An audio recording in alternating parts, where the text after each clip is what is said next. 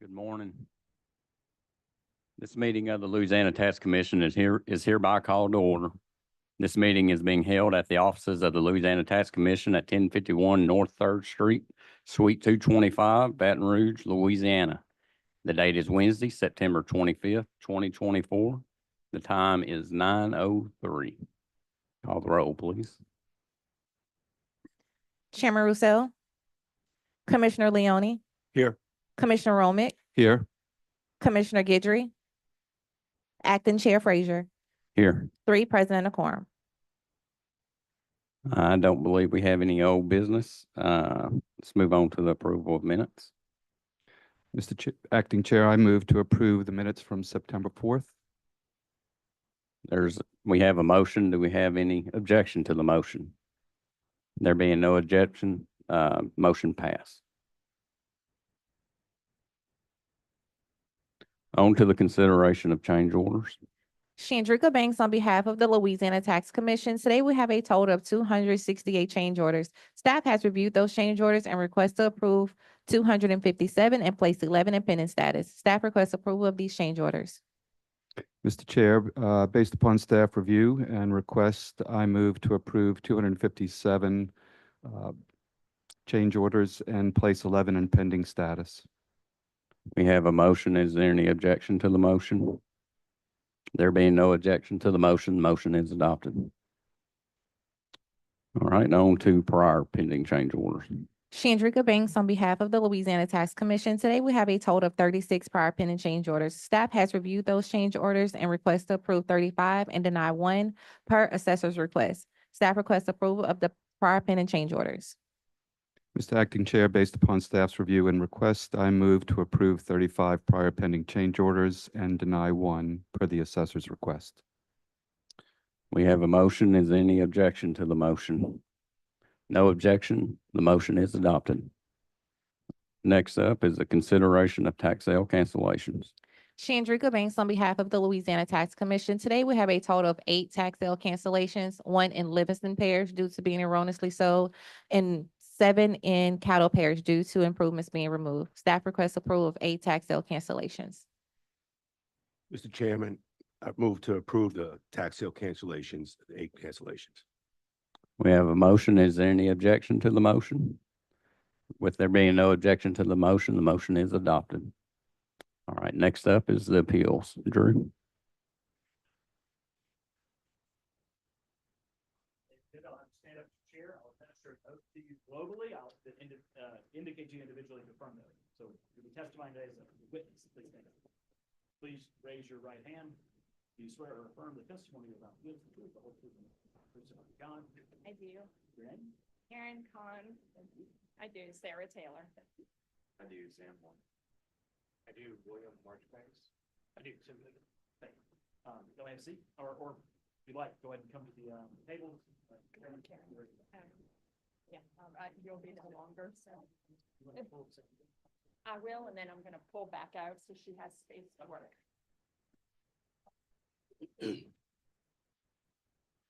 All right, we'll get started. The taxpayers can open up and we'll go from there.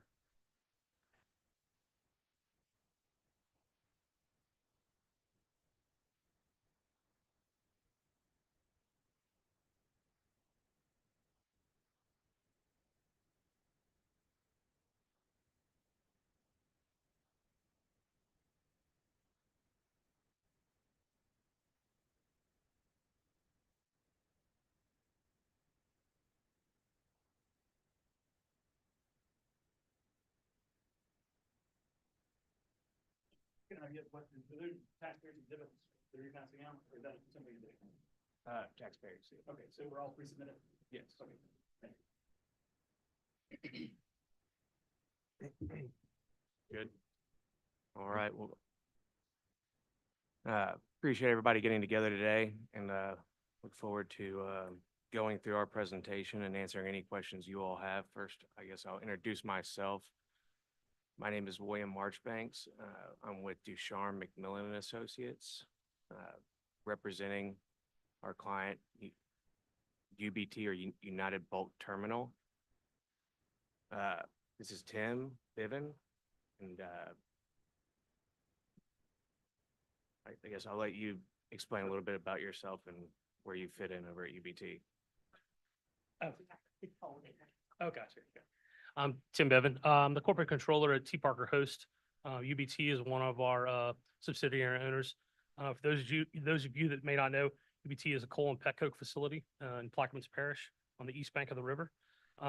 We acquired the property in 2019.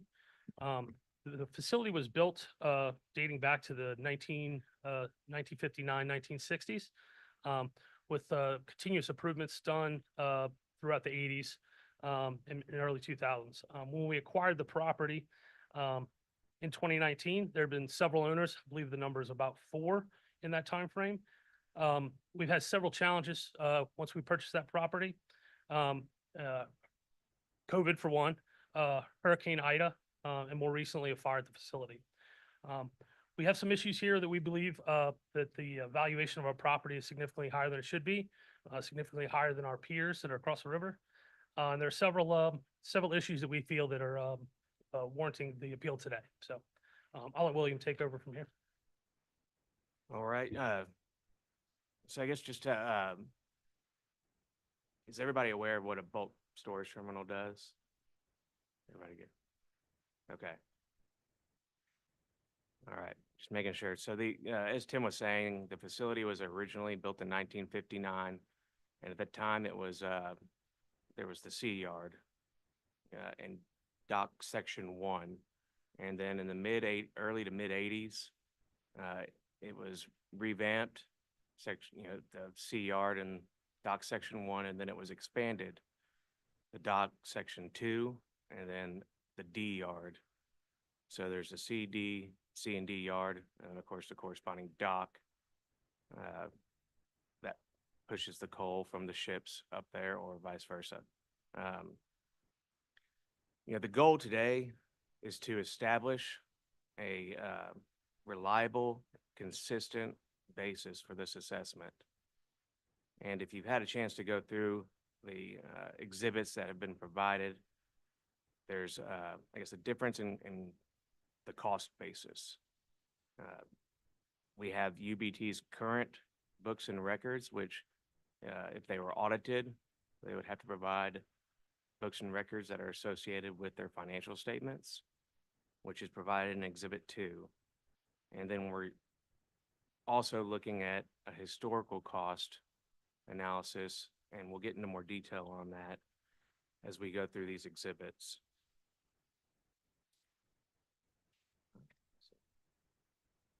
So if you go to Exhibit 1, page 3, is there a way to?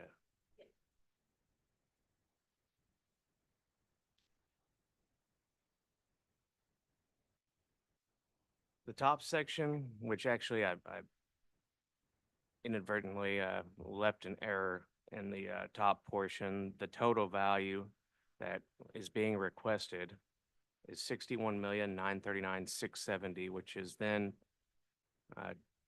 detailed out by property category below that. So that's showing on the bottom portion, the 2021 market value assessment of 69.3. 2022, we were at 66.8. And as we come in here today, we're at 90.7 million. Based on the information within, we are requesting a value of $61,939,670. So if I may just ask a quick question, certainly I can go back on the previous tax commission's ruling on the 21 at the 69.3, and then the actual assessment for 22 is 66.8, and you're requesting 61.9, correct? Yes, Thank you. yes, sir.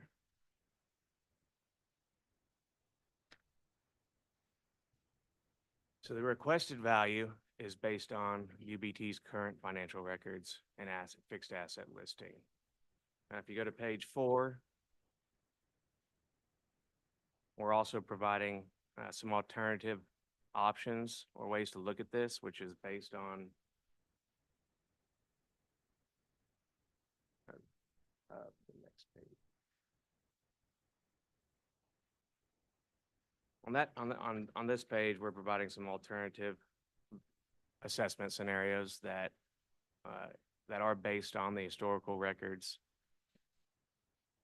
And one of the issues when it comes to the historical records is the obsolescence metrics used. And the other relates to ghost assets, which again, we'll get into a little more detail in those specific exhibits. Exhibit 2.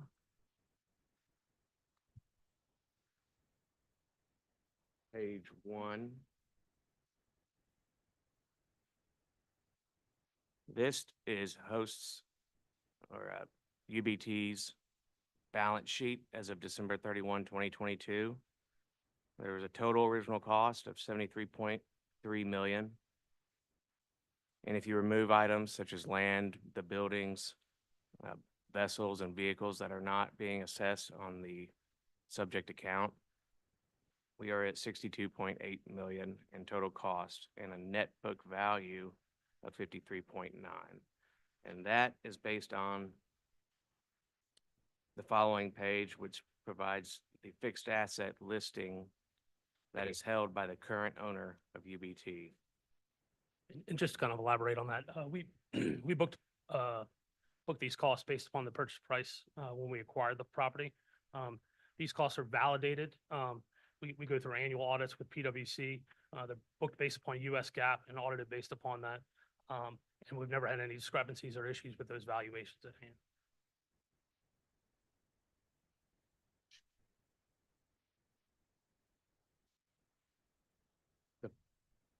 Following page, which is page 5 of Exhibit 2, this is just a copy of the original Lat 5 form and attachment down to page 7 that was submitted timely with the 2023 rendition or Lat 5 form. And I noticed on the top, the tax year was not updated. It still says 2022, but that should be 2023. So that cost basis, based on the taxable tangible assets at this location in the current books and records of the company, is $62.3 million. Then we have our supplies amount of $6.3 million.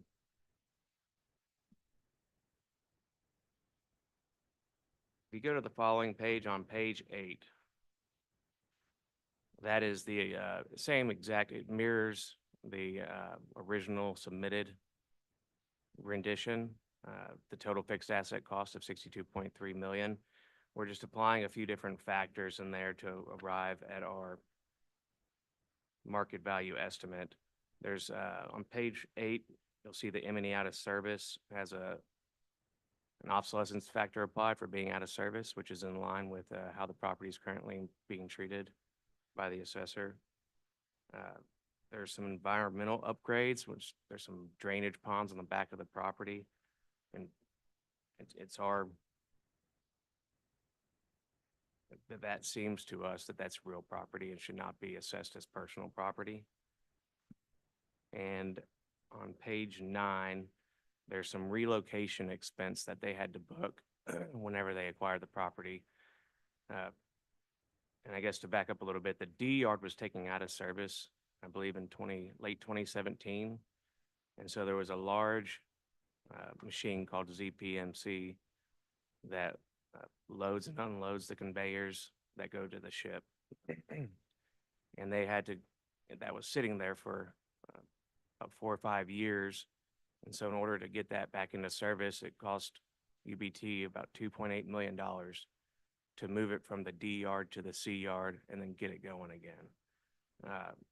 That original investment of that machine also includes the original installation and moving costs. So we didn't think that you should, somebody else would not care if you've installed it 3 or 4 different times. They wouldn't see the value in that to themselves. Sorry to interrupt you, but just to get clarification, I believe you said that the D yard was completely shut down in 2017. Yes, sir. So that relocation is just moving the equipment from D into C. D to C, yes, sir.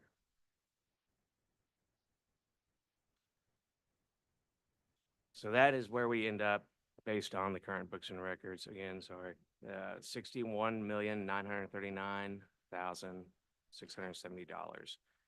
And again, I just wanted to emphasize section 2501, how it states what we are required to provide is the acquisition cost, date, and property type of, and based on the current books and records, that's exactly what we're doing, and that's what our value is based on.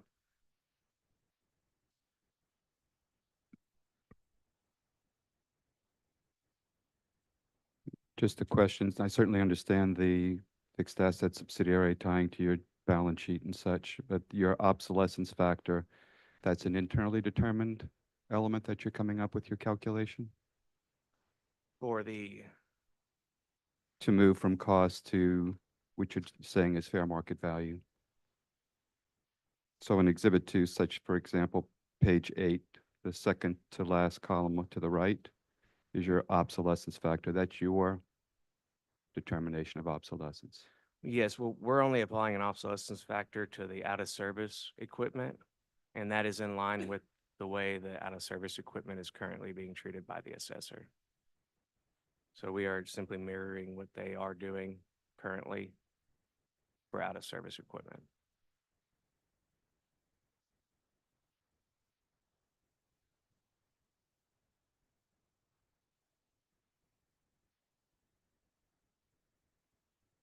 And Yard D was only equipment only? Sorry, could you say Yard that? D had no dock element, it was just equipment only that was relocated? Correct. The, the D yard, there's no connection from the dock to the yard. There's only a crane that is shoreside that loads onto a conveyor that offloads into the small right portion of the D yard whenever we have outages that may need to be supplement the normal cranes that are there. So there's minimal tonnage at all that moves through that crane. And the D yard is largely not in use. I guess, why don't you provide a little more background on what is the ZPMC? I mean, it's a massive piece of equipment, which is obviously why it took. Yeah, the ZPMC is basically a large digging machine. So we offload product, coal and pet coke from the barges, takes the conveyor out to the yard. The ZPMC is basically a rotating bucket wheel, right? That digs it and puts it from the yard in the piles off to the conveyor that then offloads it onto the vessel. So then theoretically, D is just land. That's correct.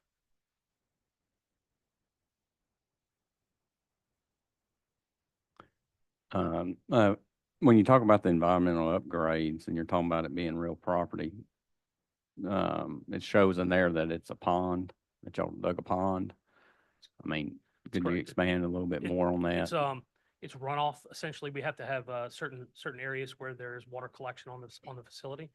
That's then it's runoff in there and tested on a regular basis. Rainwater, yes, that's correct. So, I mean, when y'all dug the pond, I mean, is it dirt floor or do y'all have to put in? It's dirt floor. And we have to occasionally pull some out just to maintain them. Thank you. Anybody else have any questions at this moment for the assessor's for the taxpayer? Okay, we might come back to that, but, all right. All right, now on to the, is that all you have for right now? Wait, I guess we can, I was gonna, I guess, go through it all and then answer any questions and then we can. That's fine, go ahead. Okay, thank you. So if we move to Exhibit 3, this is whenever I had mentioned the alternative approaches, and this is based on the current asset listing being used in the assessment. So this goes back a while, and it can become confusing even to somebody that looks at this all the time. So whenever UBT was acquired by T. Parker Host, we filed the original Lat 5 in 2021 using the current books and records, which obviously do not align with the historical cost of a terminal that was first put into service in 1959. So with the various ownership changes throughout the years, it was very hard to reconcile the historical cost. We did work for the previous owner who had acquired it, I believe, in 2009, I believe, but they'd only had cost up to that point. The historical cost has just been kind of rolled every year. And so working together, and I appreciate the help from the assessor's side, and I know Sarah inherited this mess. And Karen's help, we actually ended up finding, after many hours, we found the historical cost for assets acquired in 2007 and beyond. And then the assessor's representative was actually able to find the historical cost from 2007 and prior. So we went through recreating a historical asset listing,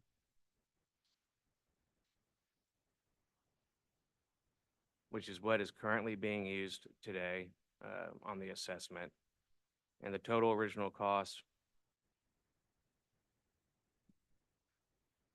is $221 million. Now, within that, there's a number of what we consider ghost assets and the capitalization practices of the prior owners and the different accounting methodologies. And that's still all being included in there. And that's about $15 million in cost. Most of it's interest or payments on a note from the original owner. And we'll get to that detail, but at a high level, our alternative fair market value, alternative one, which is $71,386,000. We're using the assessor's assessment as a starting point, and we're updating the obsolescence adjustment based on what we believe should be the accurate metrics whenever we're looking at historical cost. If we continue on to page 2.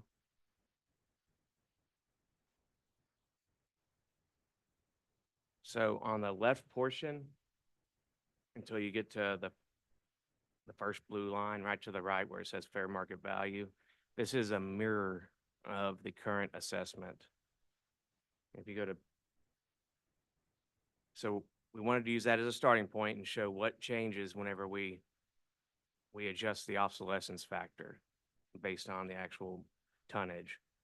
It's currently 0.62, and we adjusted it to 0.47 based on a known max capacity.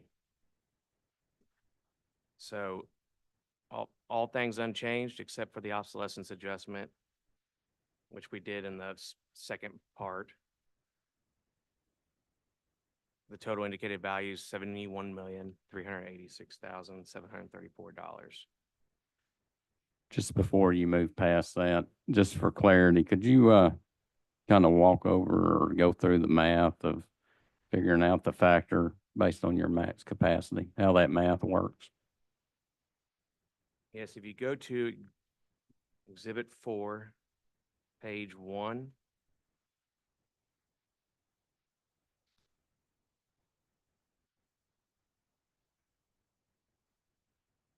we are including the maximum proven monthly capacity at UBT, which is tonnage is 2,700,000.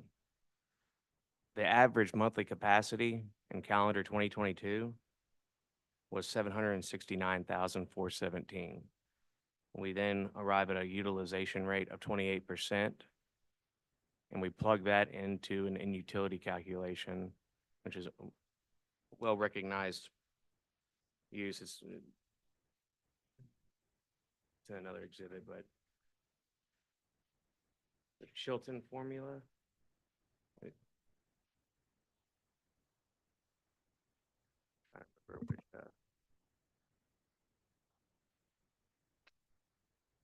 actually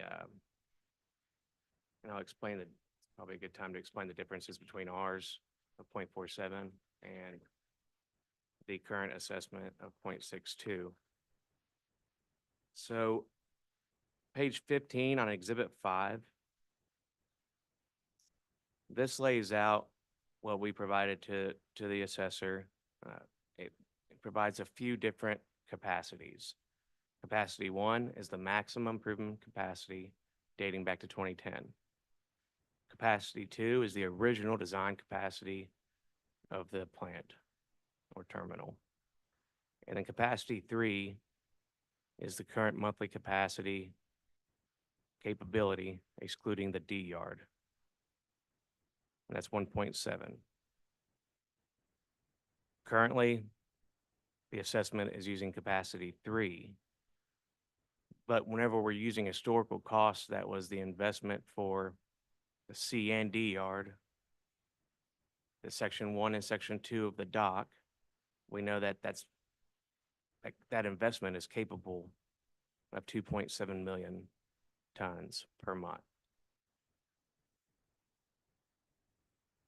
Now, if we use the current books and records, we're not looking at a utilization. We're just looking at plugging that into the state schedule and applying a composite multiplier, except for the out of service. But the difference is we use capacity 1 and the assessment is using capacity 3.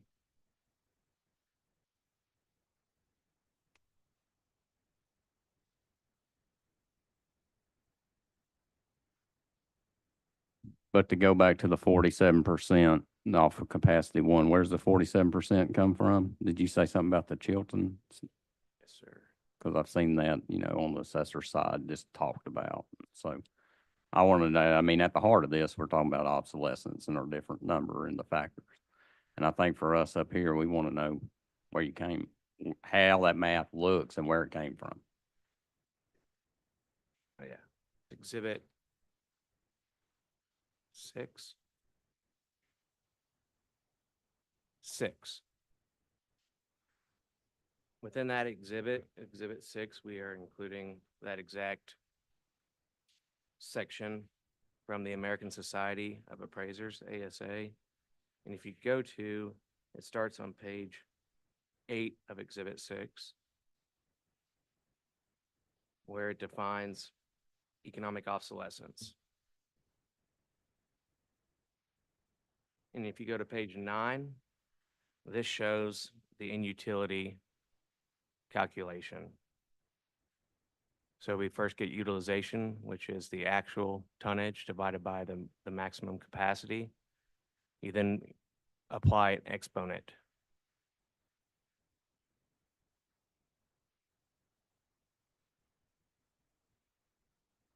If you go to page 10, that provides an example.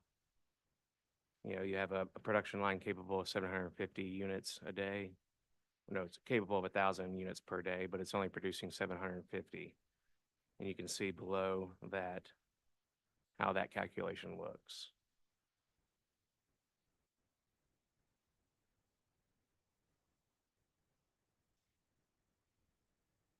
Okay.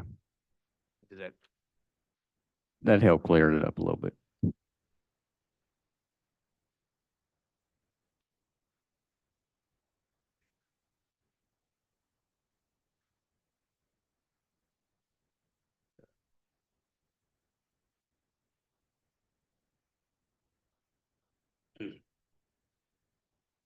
I believe another factor when looking at the totality of the assessment is taking into account one of our peers. IMT is directly across the river, who is also appealing their assessment as well. We're, I believe, 30% plus higher than they are. The capacity and terminal is fairly identical between the two. Geography is actually towards their advantage when you're looking at the west bank of the river, where all the massive investment, billions of dollars, right across the street from them is going on, versus the east bank of the river where we're located.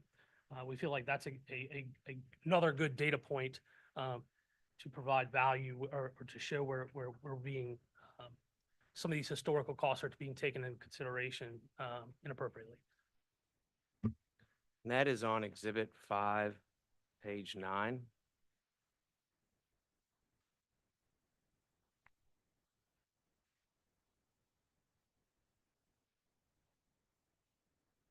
the beginning of that, if this exhibit is the current appraisal work papers.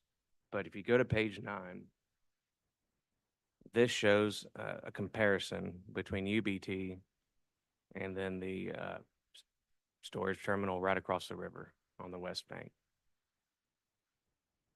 The 2023 assessment, as it says today, is 90.7 million for UBT and 62.2 million for IMT.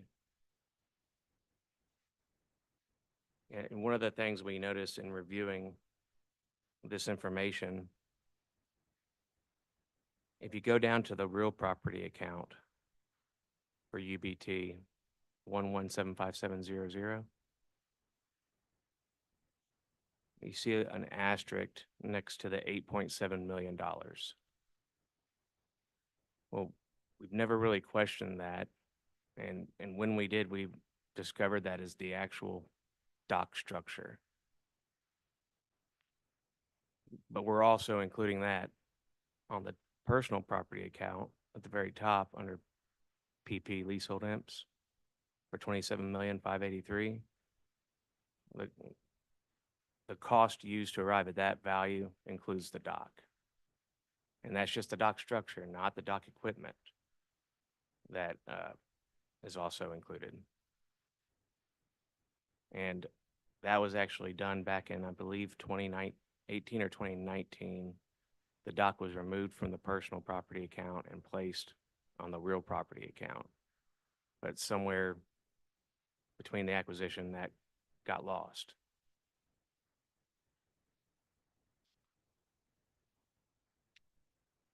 If you do take a look at the detail behind the supporting schedules there, as part of those leasehold accounts, if you looked at those, the detail behind those is approximately 15.8 million in fair market value that has a description that says dock, essentially. So to me, if it's being assessed on the real side, it would seem to be a little bit of a duplication of the assessment on both the personal property and the real property side. So a little bit of clarification from the other side as to how we can have a dock on the real property side and dock on the personal property side. So how was that discovered? Was that in discussion with the assessor's office?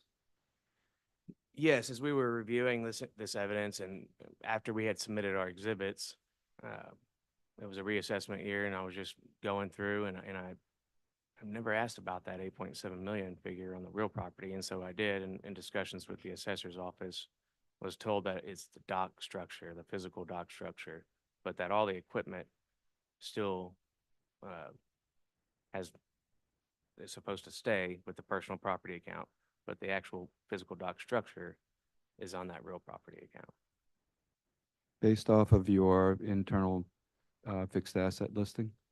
Yes, yes, because we have the fixed asset detail behind the assessment, and we did put together a demonstrative exhibit that I might be able to, if y'all would allow it, just to share. We did go through and identify all of the physical dock structure assets and provide an example of what happens if you remove those from the personal property account. And we can show you to illustrate it, but what it does, if all things unchanged, based on the current assessment methodology, the value goes from 90 million to 72 million. And so in combination with the, if you look at what we believe to be the three main factors between the assessor's appraisal and our valuation, you have probably $25 million broken down between these three categories for the fair market value side of it. 4.4 million being ghost assets that were identified, 15.8 million and duplicate dock assets that we feel are being appraised on the real property side and duplicated on the personal property side, and 4.7 million in obsolescence.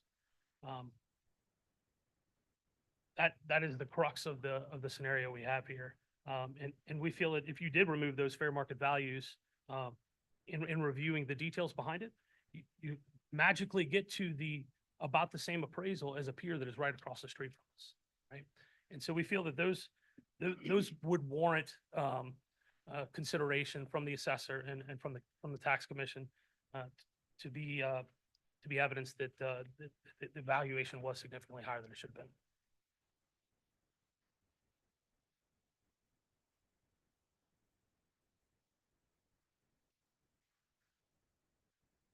And I apologize for bouncing around.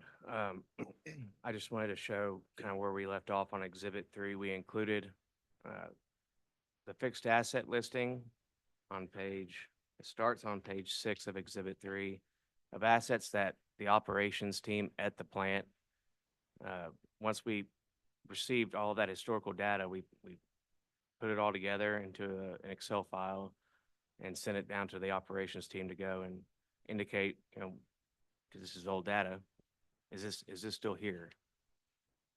And the assets that were confirmed comprise a total cost, historical cost on the top of page 6 of 198 million.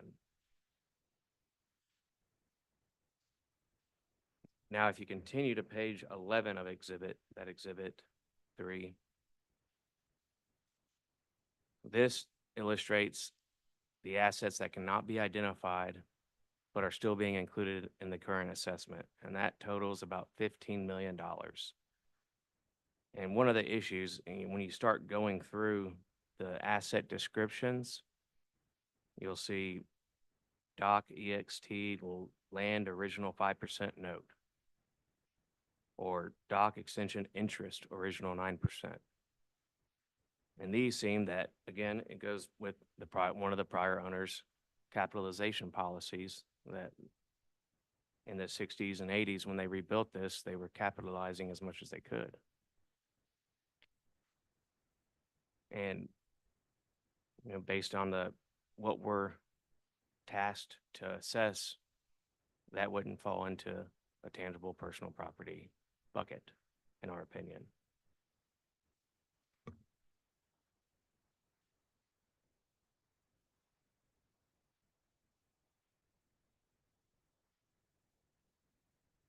So we kind of bounced around there. Apologize. Like I mentioned right when we started, look at it every day and still get confused. So the issues being,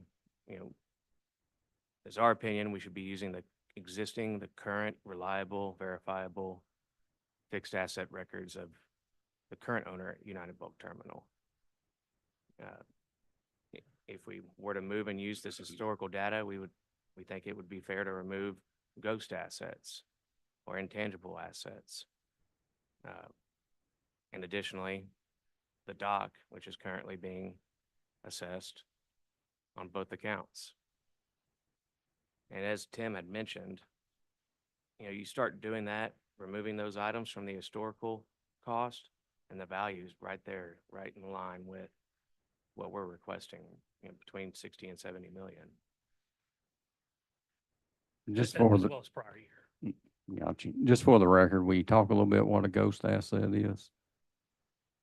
Ghost assets were an item that was identified on the list that was provided by the assessor and her team for the historical listing. We took that list and then went out to try to identify those at the facility. And we're not able to identify those assets. So to me, if I'm an accountant by trade, if I can't see, feel, touch something, to me, it's not a tangible asset. It doesn't exist out there. It's more, it more has been an accounting treatment of something back in the 70s and 80s when they were going through and building the property. So. And once that was done, you got back with the assessor's office on that and spoke with them about, hey, we don't have this here anymore. We've mentioned the ghost assets several times with the assessor.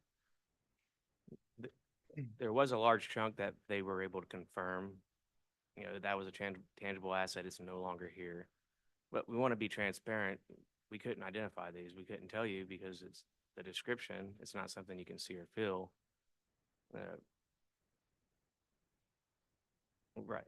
And the inclusion of capitalized interest as tangible properties from the 70s, 80s, and 90s seems a little bit aggressive. It doesn't exist on the current roll, or at least on part of our current books and records.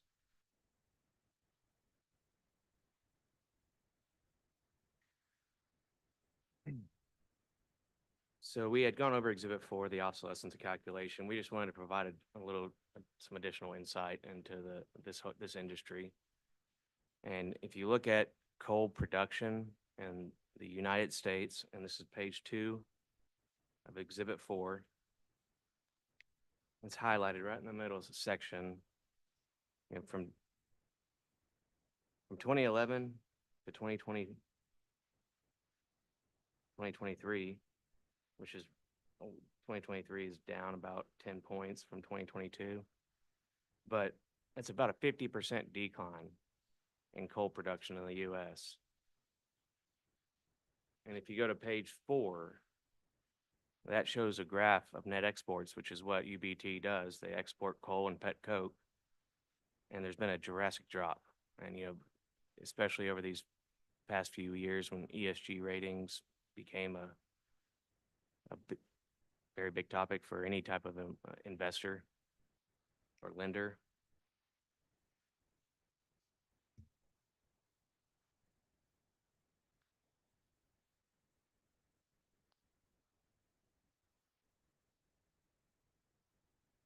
And again, after bouncing around, quick recap on the issues or any questions? Could you just point me back to the actual page with an exhibit to support the in-utility percentages? I To think it was support the 47 to support the here calculation. with 1 to 62.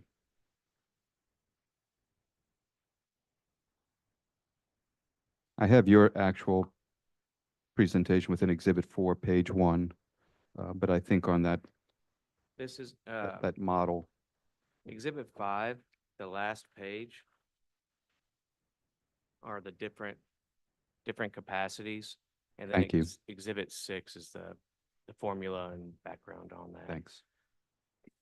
And then just for informational purposes, we included within that Exhibit 5 the comparable terminal across the river, IMT. We provided some aerials just to kind of give you all an idea. The first one being just a panned out. It shows UBT on the right side and IMT on the left side. And then And- on page 14, it just provides an outline of just so for informational purposes, ensuring that, you know, we are comparing an apple to an apple. It's a very similar terminal, very similar in age.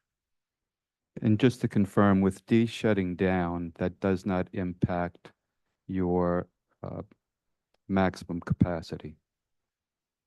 Well, the investment is still there. It's just a yard. You know, they could still use that anytime they wanted to. Okay, I mean, just in- confirming In that. theory, the dock was constructed based upon a DR being operational, right? And so that the investment in those dollars for the dock, you know, it was originally supposed to have 2 IHI ship loaders. It was supposed to have a conveyor that goes across the street and offloads and loads from there. That no longer is working. Or no, excuse me, that is no longer being utilized.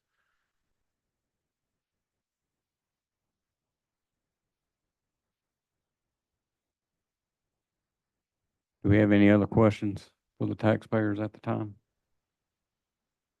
Is that, are you good for now or? Point, yes, sir. Okay, all right. All right, on to the assessor's office. Good morning, I'm Sarah Taylor. I am the assessor. I began my role as assessor last February in '23. So I'm going to be brief, but I do want to clarify just a couple things and introduce my team. Ellen Dunbar is legal counsel and has represented our office for a number of years, but has not been involved in anything related to United Bulk until this point.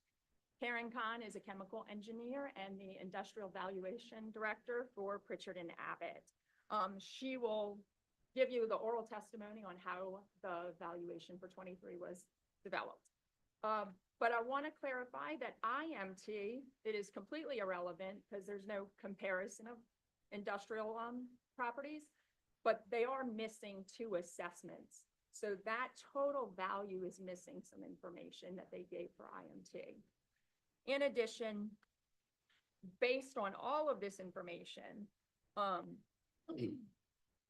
Since the appeal was filed, we found some duplicate information, which was about $1 million in cost. And then we removed another 8.5 of any cost pre-1980. So that changed the market value from $90,798,790 to $85,998,380. So we are willing to accept that value, considering the information that we found. As far as the dock being duplicate assessed, $2 million of that $8 million that was removed was the original cost for the dock. So it was built in 1950, and we're not using any costs prior to 1980. So the 8.7 million on the real property would be accounted for in that original 1980 cost. And in their own exhibits, find the page. They have all of those costs that are related to the dock pre-1980 accounted for. And that's what's been removed. And I will turn it over to Ms. Khan to explain all the other information. Thank you.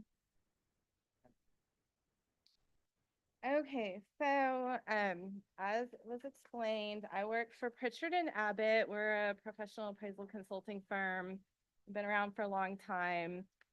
Pritchard and Abbott as a company has been working in Plaquemines Parish and inspecting United Bulk Terminal since 2009. And I myself have been inspecting this site since 2020.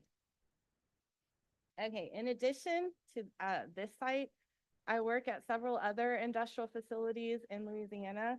And if you look at my exhibit 15,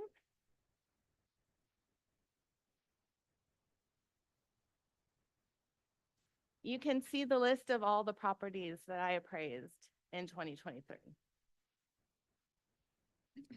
So the majority of the work that I do in Louisiana, excepting for the inventory appraisals, is based on Chapter 25, General Business Assets of the Louisiana Tax Code. And if you look at the taxpayers exhibit, the acquisition costs are the total acquisition costs of equipment, including freight, installation, taxes, and fees in the tax code. So I go and inspect their facility. And if you look at Appellee Exhibit 2,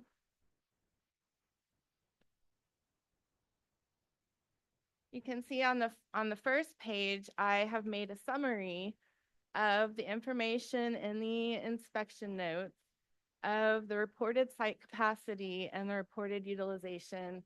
And if they told us how much coal that included, I have the percentage of coal. So the first page has the summary, and then you can look through the following pages to see all the inspection notes from myself and prior coworkers.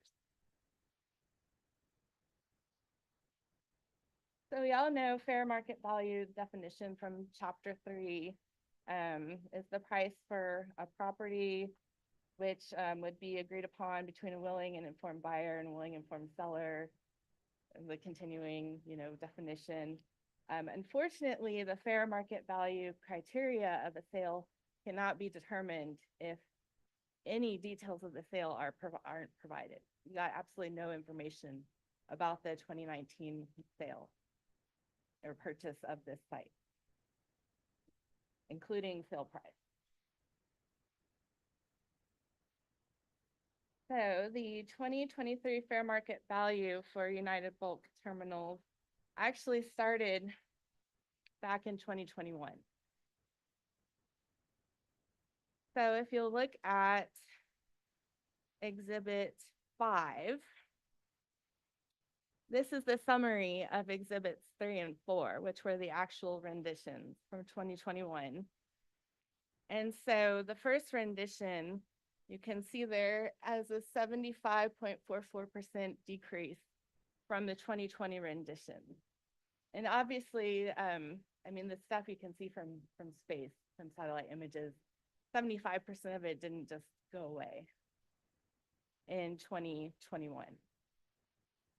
So they re-rendered, and you can see they actually had a 16.79% increase in what was rendered from 2020 based on their new costs that they added to make improvements. So then there was the appeal, and they lost. They did have a third-party appraisal, but it was a one surety appraisal that had some issues. So,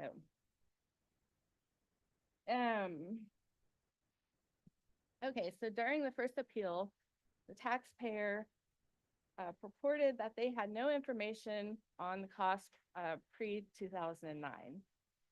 And even though, in my opinion, no taxpayer over-renders, I did look back at our historical records in my office, and I found a paper printout of the pre-2007 asset list that I scanned and sent to the taxpayer. And that you can see in Appellee Exhibit 6. That email, you can see the attachment. The attachment that I sent is the United Bulk Terminal 2007 asset original cost prior to revaluation. I'm sorry, can I just get a drink of water real quick? I have got a cold from my 7-year-old son from school, and my mouth is super dry.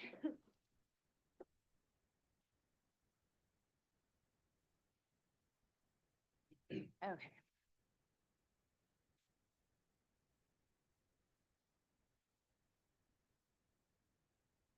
So they took that PDF that I gave them plus their old list, and they sent us an Excel document where they listed things that were still there, costs that were things that were disposed, and costs that cannot be identified. So if you look at Appellee Exhibit 7,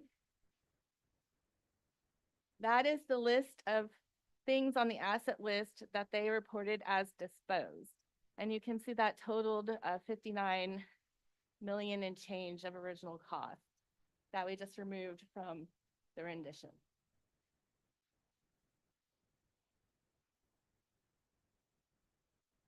Then in Appellee Exhibit 8, those are the costs that the 15.1 million that were described as cannot identify, verify.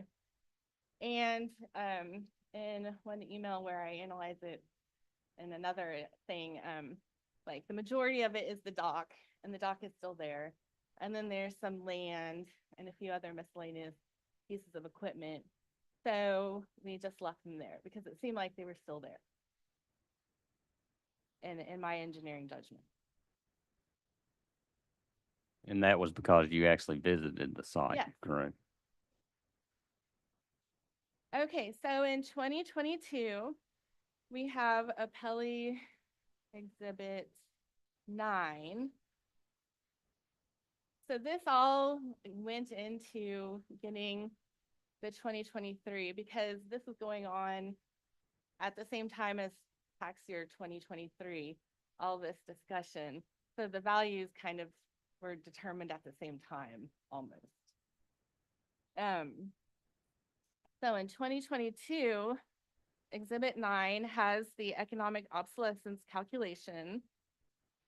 And I use the total capacity for the facility that is capable of producing. There is no equipment over, and there's a bit of conveyor that's dismantled over in the D yard, and there's no dock, there's no supply to the dock, there's no way that it can operate in however it might have been assumed to be operating back when the ZPMC machine was in D yard. That was before my time, but when D yard was taken out of service, the site reported their maximum capacity of 6 million tons per year.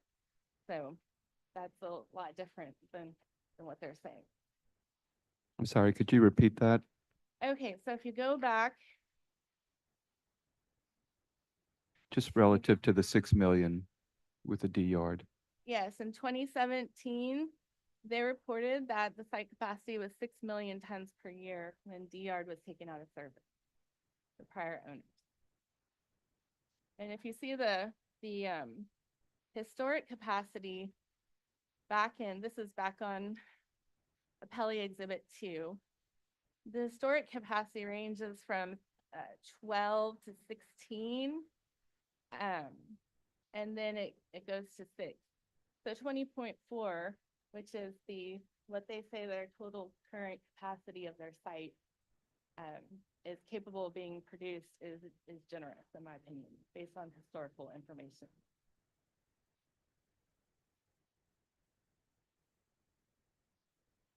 Just one question before you move on. When was your visit? When did you go out there? Let's see the date. If you look at page 2, this year's inspection was on April 12th, and you can see who attended. And I asked them some basic questions, and you can see the summary of the results. And in 2023, I visited it in April 24 in 2023. So all that information is there.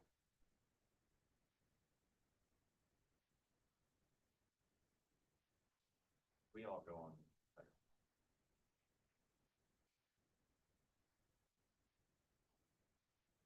Okay, then, okay, so once we updated their historical costs per the Excel file with the disposed equipment and calculated the economic obsolescence using the Chilton factor, which the equation I gave you, then we went through a lot of questions in the email, which is Appellee Exhibit 10. And there's some screenshots and things which you can get sort of an idea, a better idea. It goes oldest is at the end and newest is at the beginning. But if you can see the first picture, that is the C-Yard connection. And these are just Google Maps images. So, I mean, this stuff is massive. You can see it from space. And you can see there's a conveyor and dock equipment and stuff.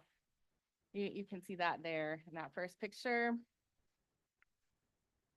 And then the second picture is the D-Yard connection to the dock, which you see there's that conveyor, but it just sort of shoots off to the side.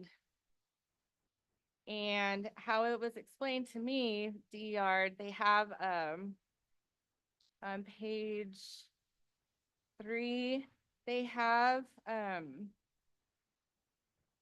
crane that can clear the remaining 50 to 200 tons left on each barge that the main removal process can't get. So this crane, the Javo crane, I believe it was called, can do that, according to what the taxpayer told me. I depend very heavily on taxpayer information. So.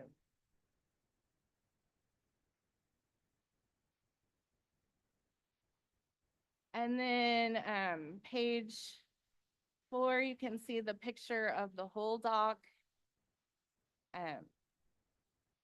And to me, it looks like it's being used pretty significantly. And there's no equipment to get out to the D-Yard. But then in page 5, there's a zoom in of the D-Yard, and you can see there's like the remains of a dismantled conveyor, which is there. So there's no equipment there. So there's no additional obsolescence to account for in the valuation because there's nothing there except for land.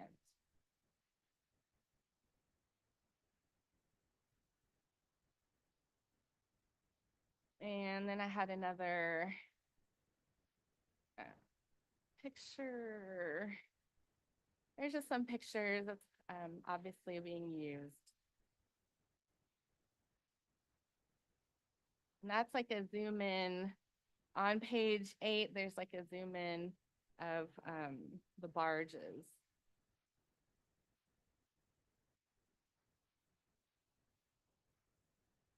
Okay, so there was a lot of discussion about the dock and being oversized.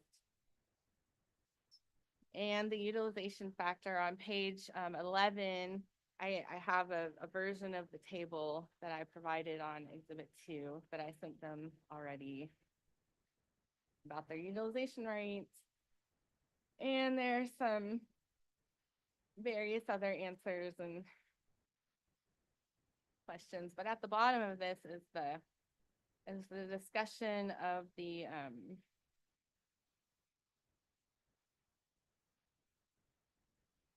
ghost assets. It starts on page 21. There's we're still in Exhibit 10.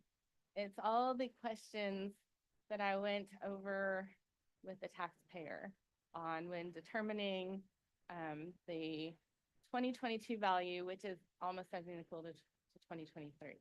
And I'll explain the differences later. So we discussed all of that.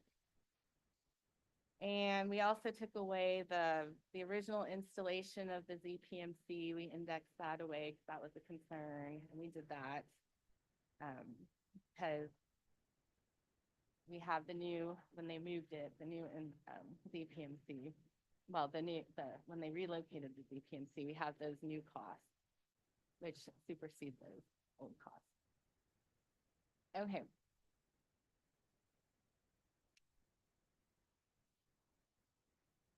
So then Appellee Exhibit 11, we went through all of that and we got to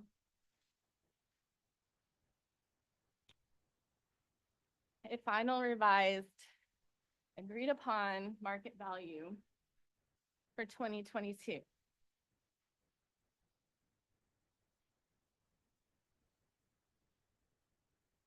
And it was, if you look at the very bottom on page 4,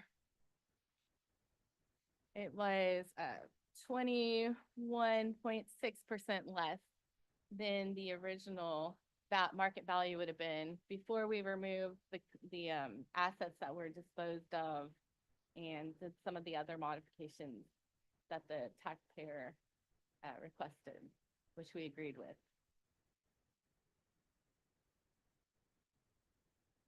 Okay, so this is happening at the same time as 2023. So Appellee Exhibit 12, the only difference between 2022 and 2023 is the economic obsolescence calculation. And they had a really good utilization rate in 2023. It was, in my opinion, it was because gas prices were very high. And then also coal usage is increasing in Asia. But for 2023 in particular, it was gas prices, in my opinion. So that's why I don't use the 50% floor. Sometimes I use a 50% floor on the Chilton factor. That's a P&A thing. If the market is very steady or there's some other good reason to use the 50% floor. But in this time I didn't because of market uncertainty. So that's the 0.6215% good based on their utilization. That was, Okay. I'm sorry, that was 2022 utilization. No, this is 2023. 2022 was in Appellee Exhibit 12, no, that's 2023, 9. Appellee Exhibit 9 was the 2022 utilization. If you can. So there's 2023. You can see 0.6215. It's the 9.3, and then Appellee Exhibit 9. That was 2022. You can see they had 6.7, which is a lot with a lot less utilization. So it's a 0.5127.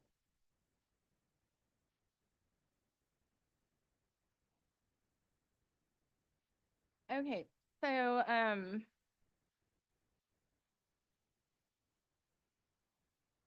now if we could open Appellee Exhibit 14. And this is kind of the original cost history. So in 2023 versus 2022, you can see they increased in this page 1 of Appellee Exhibit 14. You can look at all the details behind page 1, but I like looking at the summary. You can see that they added $2.3 million in assets. That's in the bottom, 2023 to 2022. They added 2.384, and this is in their rendition. And that they added, they had a better utilization rate. And then they had more inventory too, almost twice. So that's the reason the value went up.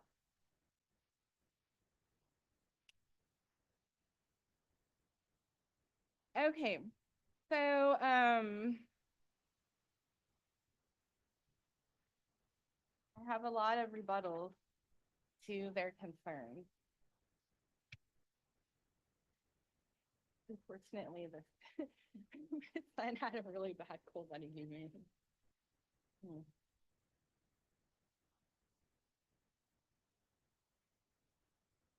Okay, so if we want to look at Appellee Exhibit 1, on page 3, we can sort of go through these together.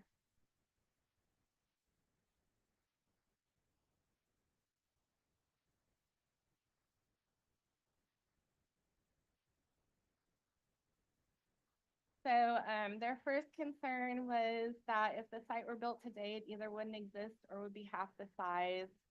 And it's double the size for current industry standards, which has left UBT's D yard and Downriver Dock 2 section idle, excess capacity, which we've already looked at in Appellee Exhibit 10. That was the email with all the questions.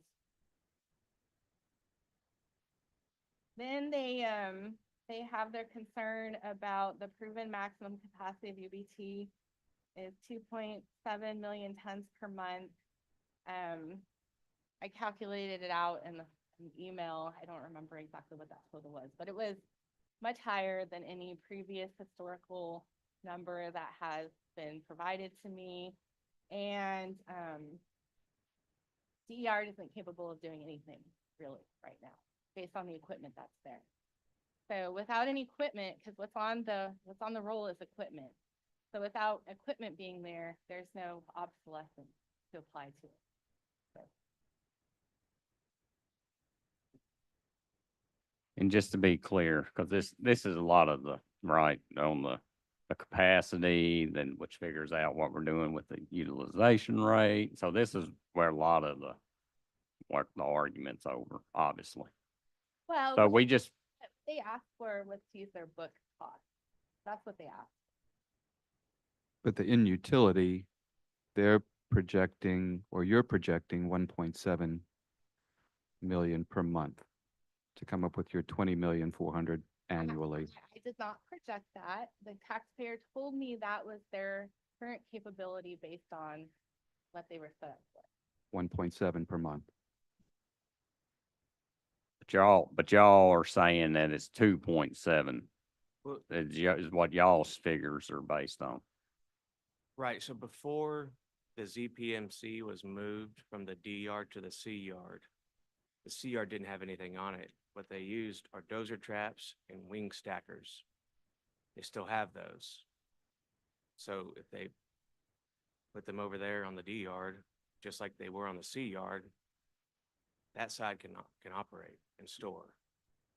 And I believe what we're getting at is we're comparing obsolescence on assets that were purchased, a dock, for instance, that was for a $2.7 million capacity. And the fact that we can't produce at that level with one yard only open, still doesn't mean we shouldn't provide obsolescence or apply obsolescence to those assets that were designed for that larger capacity, right? So we feel like that's where the obsolescence comes into play with the dock. As of 2023, the start of 2023, what was the capacity? Are you asking what the annual capacity is? Yeah, what would be the month? We're Like projecting, capacity, is it 1.7? Is it 2.7? What was it? so monthly storage capacity is 1.7 a month, right? We're producing somewhere around 800 thousand tons a month. 2023, 1.7. That's primarily the seed yard, right?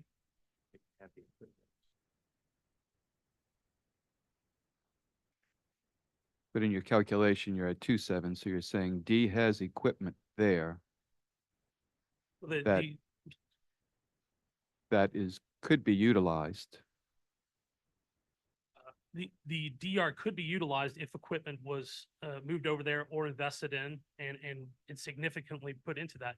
But you have assets that were purchased or added in the 80s and 90s, such as the dock, which is a considerable part of this asset base, that no longer provides service to the D yard and no longer exists to that capacity.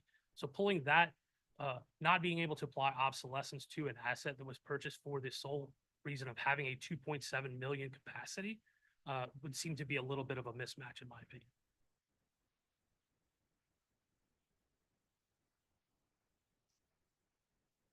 So there's one long dock, and you're saying a portion of that is no longer able to be, We only have the capability of one ship loader at this point in time.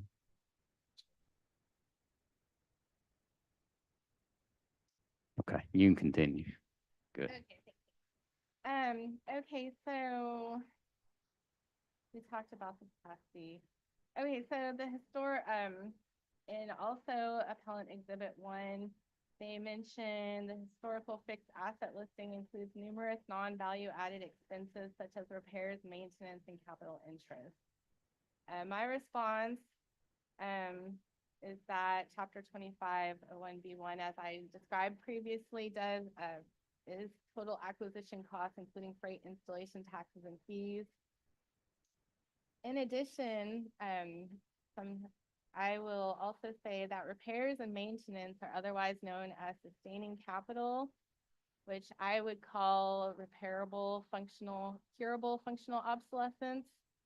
Sustaining capital expenditure means expenditures in respect of additions, replacements, or improvements, to property, plant, and equipment required to maintain the partnership's current business operations.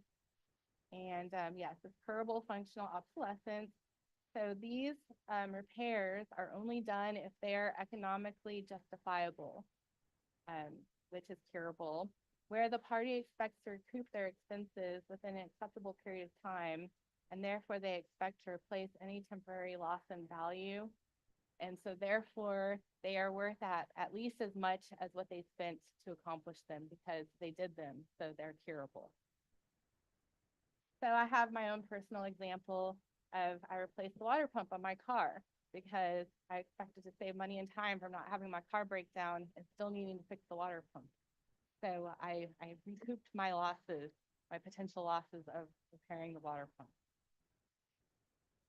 Okay, so the same principle applies when the ZPM machine was repaired and moved to the C yard, because I was connecting their most valuable piece of material handling equipment to their ship loader on the dock. So it was matching those two things up. And so it was economically justifiable, and the buyer would appreciate that, as opposed to having a ZPM machine over in the D yard, like molding. It was molding. Okay, so they do have a little bit of mismatch of the original BOR form 301 does not match what they're currently asking for in their value. Just pointing that out. And also value opinions alternative 1 and alternative 2 are not used as the basis of the taxpayer's requested value, and were not submitted prior VOR. So they're just,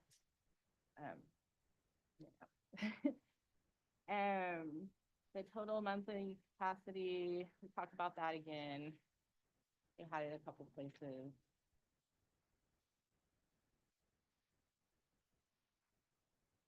Okay, so then the market, it's while true coal use is in decline in the US, there was an upsurge because of the natural gas prices were extremely high. And there were bans on Russian exports. I forgot about that, the Russian export bans. And so despite this decline, coal is still used to produce a noticeable amount of electricity in the United States, and they also handle petcoke. And I appraise refineries, and refineries are at like 95, 96% utilization in the Gulf Coast. So, but I have some documents. So the Exhibit 17 has some news articles. And so I'll just go over the titles. Coal use hits record high despite clean energy boom. Coal still powers more U.S. electricity than any renewable energy source. And Glencore sticks with coal, cites pendulum shift on ESG. So you can read those articles. Just saying that coal is not going out as quickly as possibly some people might have thought. Like electric cars aren't taking over just as quite as quickly as some people might have thought. May I ask you a question on that with those articles and just thinking back to what the taxpayer had presented with usage in the US, the world, and that historical perspective in relation to what those articles are saying? How do you interpret those numbers of what was presented? Do you acknowledge those numbers as being accurate? Yes, that's why I did not use a 50% floor on their economic obsolescence calculation. Because I think this is a temporary upswing in their utilization. So if you look at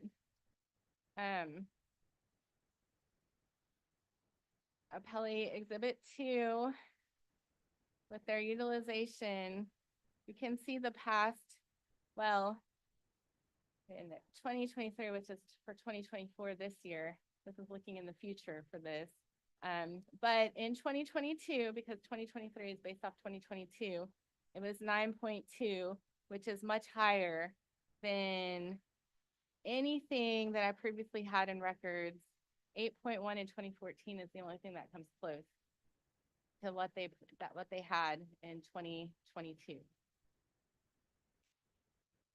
So they had a really good year, which I don't expect it to continue.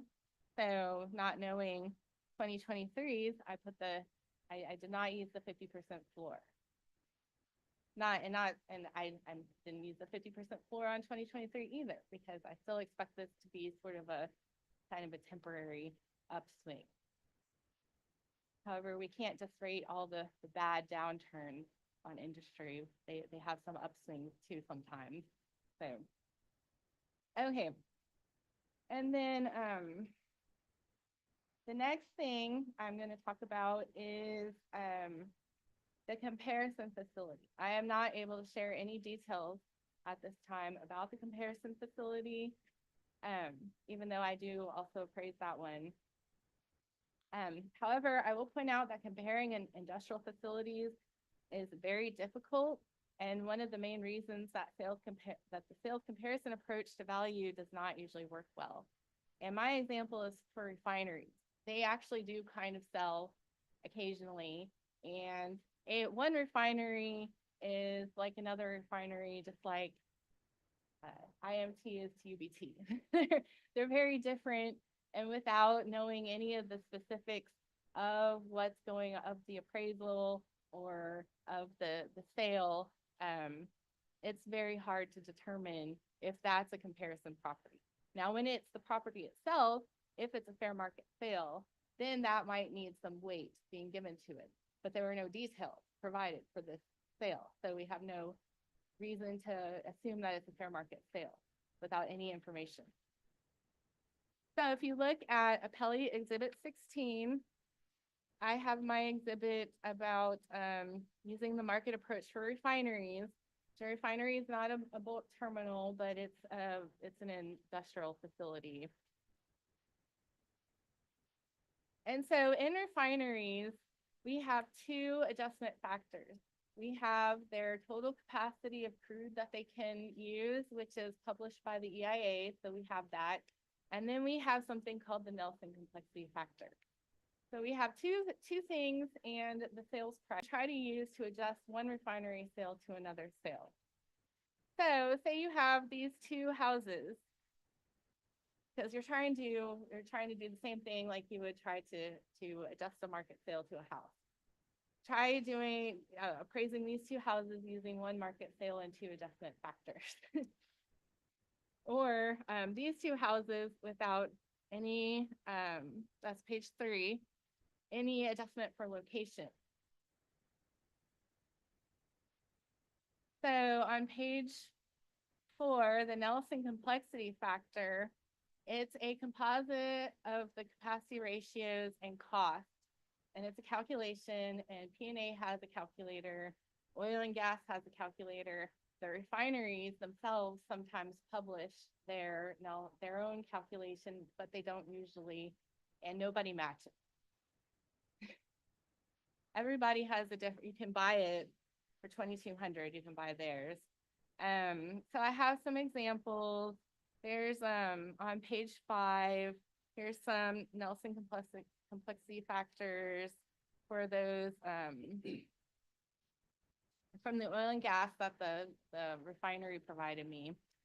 And here the one refinery published it 11.1 there in the screenshot, which is different. It's different than what was there, because they have 9. Oil and gas had 9. The refinery thinks they have 11.1. And then I give a screenshot of P&A's calculator, and I have different numbers as well. So who's right, you know? Okay, and then that's until page 11, or page 8, sorry, page 8. And then size is just it's a straight line comparison. It doesn't allow for any nonlinear characteristics of any kind of size comparison. And then also refinery sales, they just put out a news article and they say a sale price, but there's all kinds of other assets that are usually included. So what really is the sale price? So there's a lot of and there's still too few refinery sales to really do a good market comparison approach for refineries. So,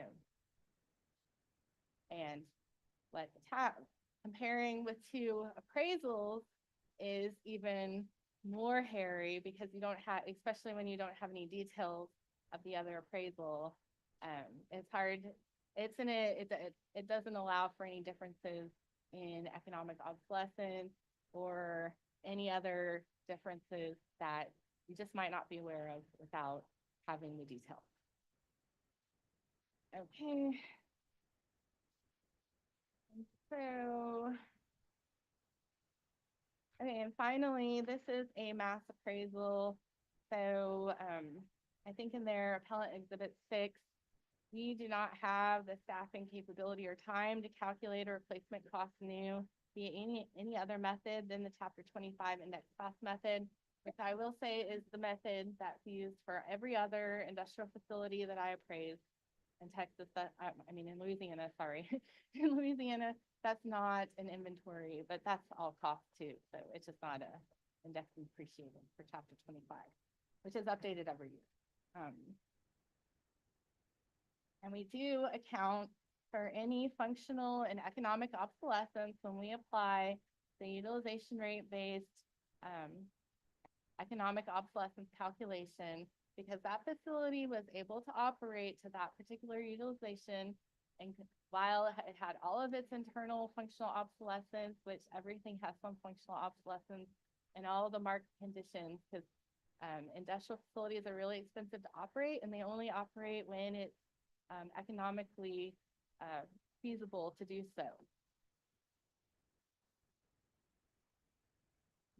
So, just to make it clear, your obsolescence figure there, you would use that with some of the like properties also in your parish for 2023.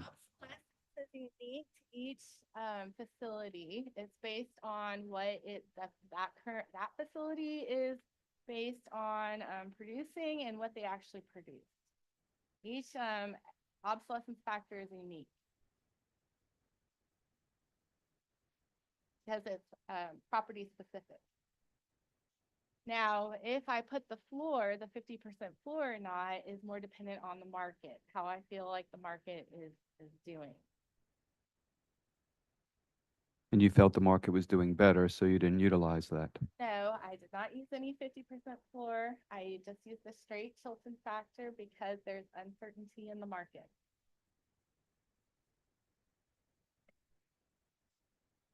We can look at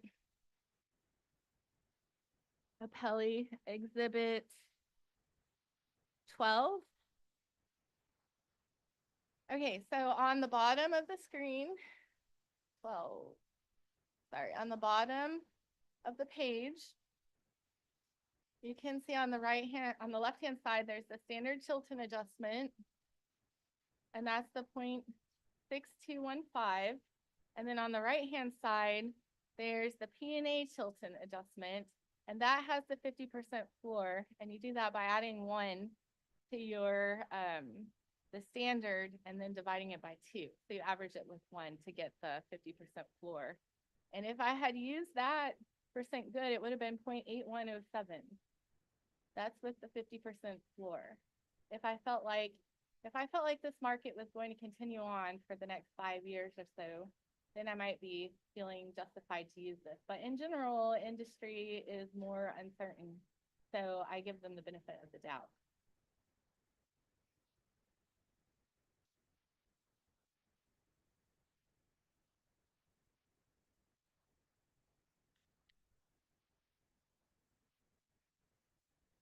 And I will note the dock situation didn't happen until like a week or 2 ago. So that was after we had submitted all of our documents for this particular. Could you elaborate on that? The dock, he talked about there being some duplications on the dock, which Sarah has addressed with the lower number that she's offering. You might want to repeat that number. Yeah. Let me make sure it was clear. This assessment was also appealed in 2022. Throughout calendar year 23, we worked tirelessly with the taxpayer to resolve any ghost asset issues and make sure, because we know they purchased it in 2019. So in our opinion, when we developed the 2023 value, that was based on our 2022 agreement and anything new that happened. So as far as ghost assets, we feel like that issue should have been resolved during those conversations. As far as, so in short, their 3 issues are the economic obsolescence, the ghost assets, and the dock duplication, which is a recent concern. The $8 million in costs were removed, which would avoid any duplication issues. And then the economic obsolescence is basically based on the current capacity, not necessarily the capacity that was available in 2010. So those are our responses to their primary concerns. So just to revisit, the initial request was at 90,798,000. So what is your new number? I had written it down, but I've got too many papers up here. 85998,380. Those are making the adjustments that we've talked about since the appeal was filed. 85998,330. 380. 380, thank you. I guess my general concern is if, as they stated, we only added. Just one second. Let me. No, you're good.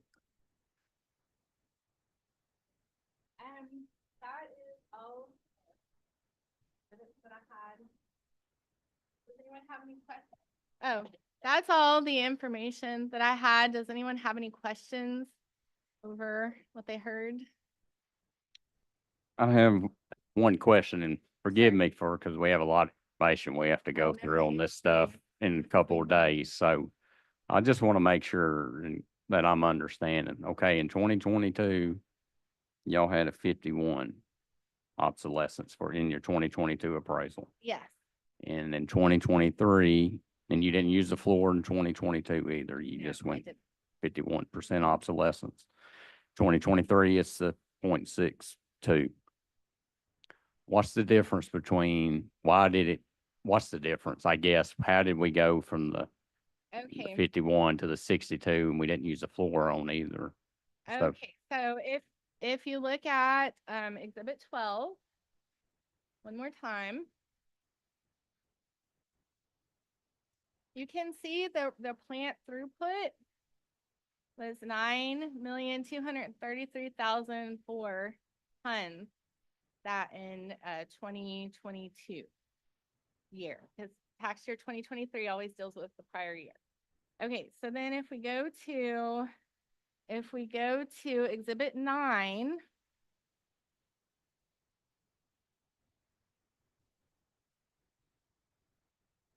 and these are numbers the taxpayer told me.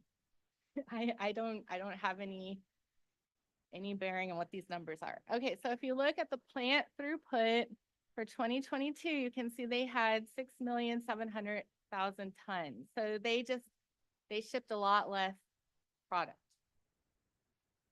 And so that's why the utilization is less in 2022 and greater in 2023. Yeah, I had Thank one you. refinery ask me about their utilization, and it's like, well, you had a 99% utilization. It's still good for your business, but not so good for economic obsolescence.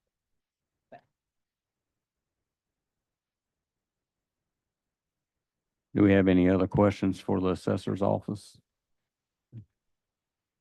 Just to revisit from, I'm looking back at the previous tax commission's determination, and there's a mention of a 55% obsolescence factor. The 51 is coming from where? That was based on, if you look at Appellate Exhibit 2, in 2021, you have to look at calendar year 2020 on page 1 of Appellate Exhibit 2. And you see in 2020, they had only 4.4 million tons because that was during COVID. The ERCOT electric rate was like half of what it normally is. Everything, because the world shut down, everything was just depressed.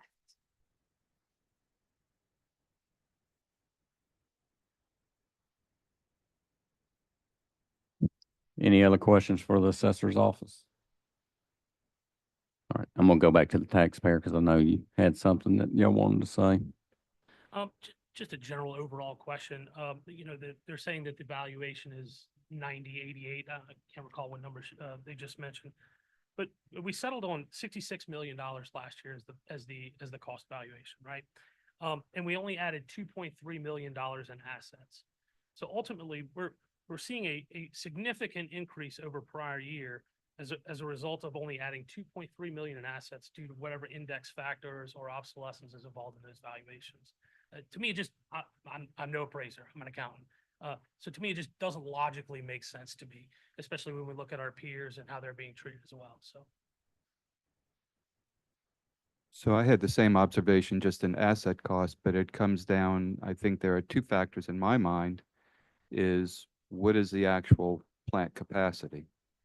And you would have 12 million more, roughly, than they have in plant capacity. So that drives, so I appreciate the calculation, the factor, the Chilton adjustment to be utilized. And because of the additional capacity actually achieved in 22 without any modification to the assessor's total plant capacity of 20,400,000, therein to me lies the issue is that the total plant capacity is where there's a difference. So that's what I'd like to hear more clarification on.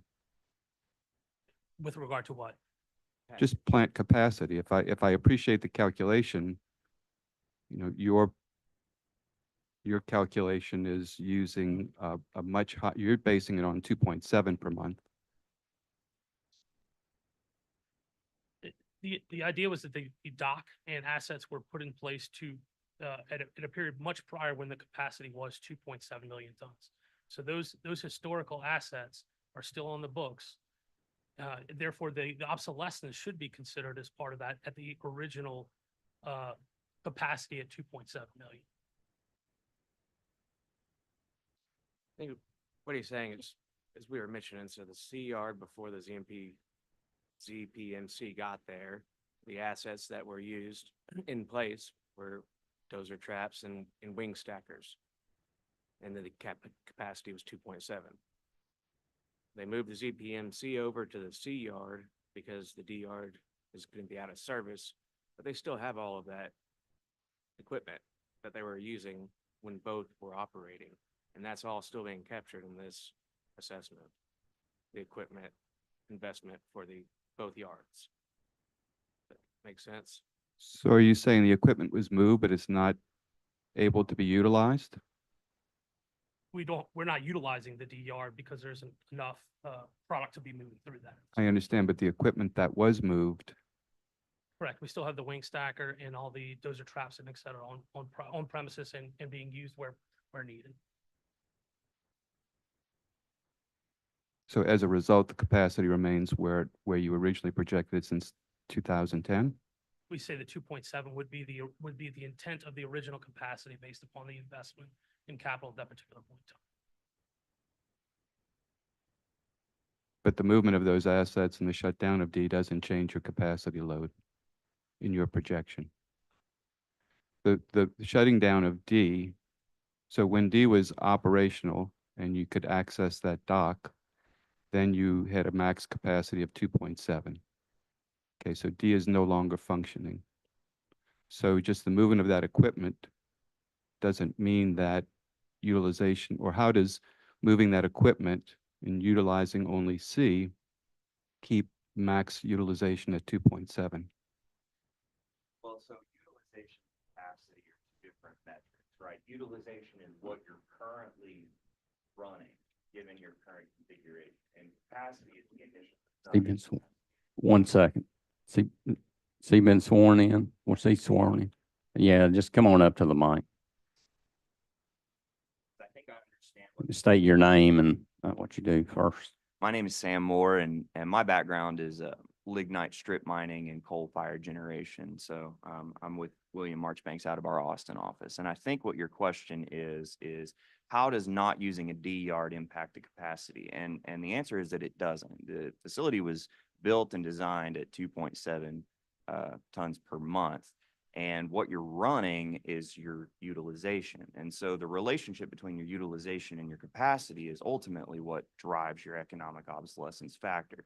So the fact that D yard is still there means that the capacity should remain unchanged. Now, Karen mentioned that there's no equipment over there. And what my colleague William has said, well, there was no equipment tied to C yard before the ZPMC machine was moved. But you don't need equipment on the yard to be able to stack coal on the yard, provided that you still have mobile coal handling equipment, which they do, because that's what they've historically had to use. They only have one ZPMC machine. And back before D yard shut down, there was one yard that was run using mobile equipment, and the other was run using the ZPMC. What happened is they shut down that yard and they moved the ZPMC over to this yard, and they took all that mobile equipment that had previously been used to handle and stack coal, and they set it off to the side. But it's all still there, and it's all still being captured in the assessment. Therefore, it all should still be included when you're calculating your capacity. And the lack of use of those assets is what your utilization is. And the relationship between the two is what drives your economic obsolescence. So the existence of D yard you still have the ability to stack. Absolutely. You don't need a conveyor or a big bucket wheel excavator to stack coal in a yard. There's not a single strip mine, lignite mine in Texas that uses a bucket wheel excavator. It's all done with haul trucks, dozers, and wheel loaders. And as long as you have a couple of those on hand, you can move coal all day. So may I ask the assessor and representative to respond to that in your interpretation? Yes, if you can look at appellee exhibit 14. We're gonna look at the details. Yes, 14.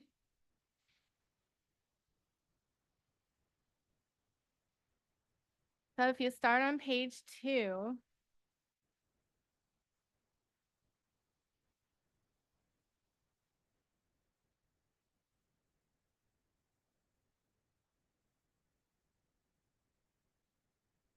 You can see down at the bottom of the wharf and dock section, down at the bottom of page 2, there's something called D-side. You're a little bit, it's more in the middle, sorry. D-side, wharf and docks, you see how there's nothing, there are no costs there. And then if you go to page, I'm sorry, is this supposed to represent the taxpayers' fixed asset listing or the assessor's this listing? is the costs that were rendered in the Lat 5 form. The taxpayers? Yes. And then if you go down to page 4, there was, originally there were some D-side equipment that hasn't been there for 2 years. That's sort of in the on page 4. You see D-side kind of in the middle. And the first number column was 2020 original cost. The second is 2021 original cost, and there's 2022 original cost and 2023 original cost from the rendition. And so that was all removed. I don't think there was any weight on this originally, but they just went away completely. I'd have to look at the old appraisal. But D-side no longer has equipment there. And the only reason why there's D-side repair there, that's all the value, the dollars that the taxpayer rendered for moving and repairing the ZPM machine. So what was on the rendition 21, I believe it is, there is the cost for D-side. 22 and 23, that cost went away. You're not seeing it come up into another location. That was a question for the assessor. Sorry. So that what you were pointing out, the D-side M&E, machinery and equipment, there's zero cost, then there is cost. And let me go up to my heading. The only costs there are Is- for moving the ZPMC machine. There was cost in 21, not in 22 and 23, and you're not seeing those costs, even though they're coming out of that category, you're not seeing them move into another category. Yeah, they just went away.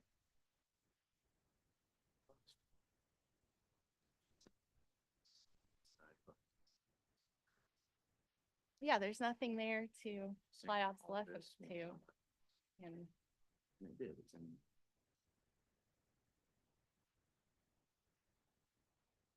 Are we referring to the part that was moved from the D bucket up into the machinery and equipment bucket?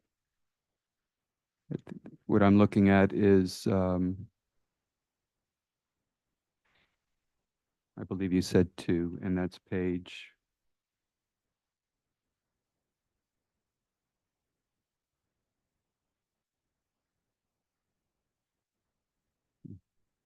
four or 5. I'm sorry, exhibit 14. page 4.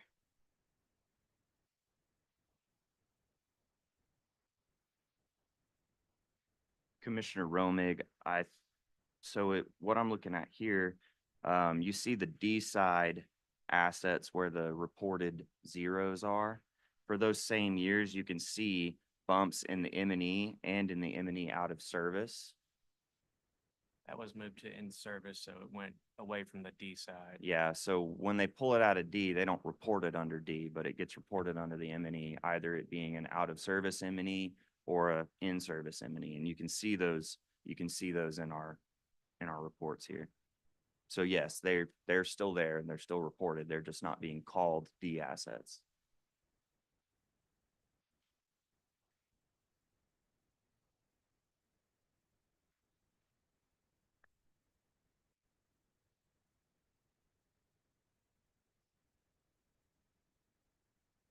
And, and I will just also remind everybody of Appellee Exhibit 2. And back in 2013 and 2014, the taxpayer rendered 12 to 16 million tons per year. They never rendered 33, I think is what it calculates out to. If you multiply their capacity by 12. Previous taxpayer. Yes.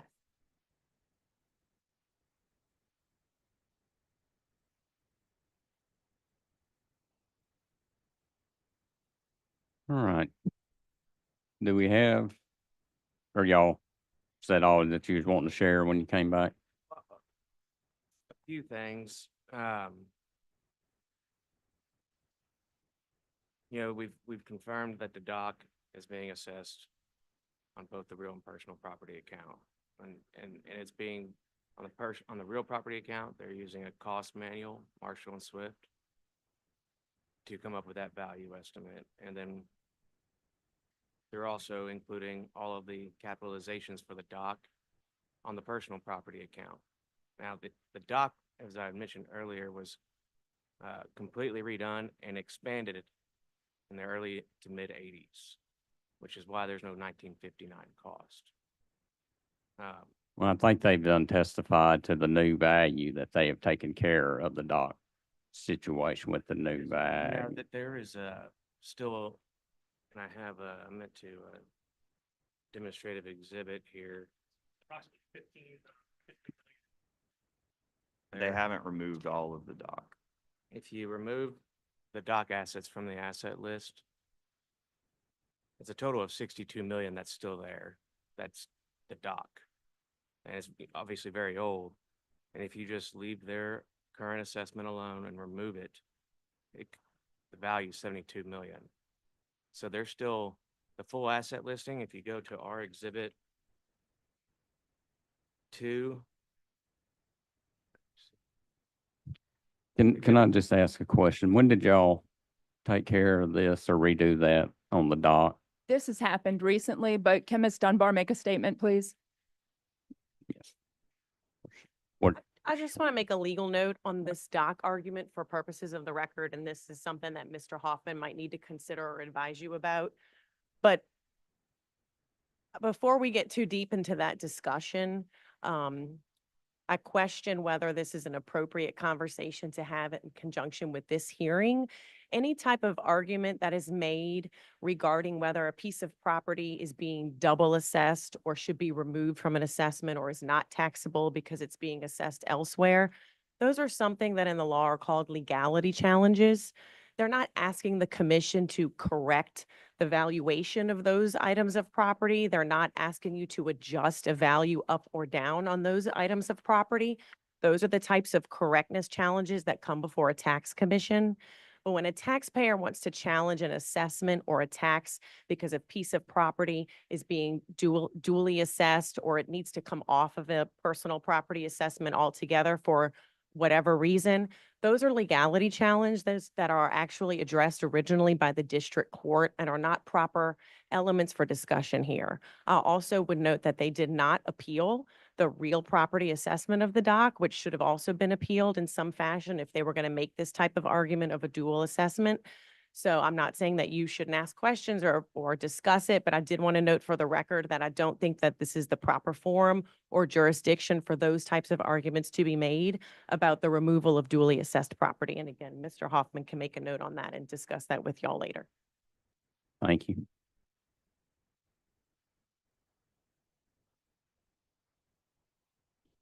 All right, we're finna start wrapping this deal up here. So do you have anything else? I do. So what we're dealing with here is a unitary assessment that covers all assets tied to this facility. And your job is, or what we're here to do is correct that valuation And that valuation is comprised of duly assessed and the taxation or the assessment of property that doesn't materially exist. So I appreciate the note about a legality challenge. But we are correcting a unitary value that covers all facets of this valuation. And so again, We understand. appreciate it. Do we have any questions for the assessor's office or the taxpayer? Well, with no questions, do I have a motion? Mr. Chair, I move, I would like to wrap up some of these, but I'm not at a point where I feel, based upon the volume of evidence provided, to make a decision this morning, and would ask to defer this for further consideration. Okay, we have a motion to take this under advisement. Do we have any objection to the motion?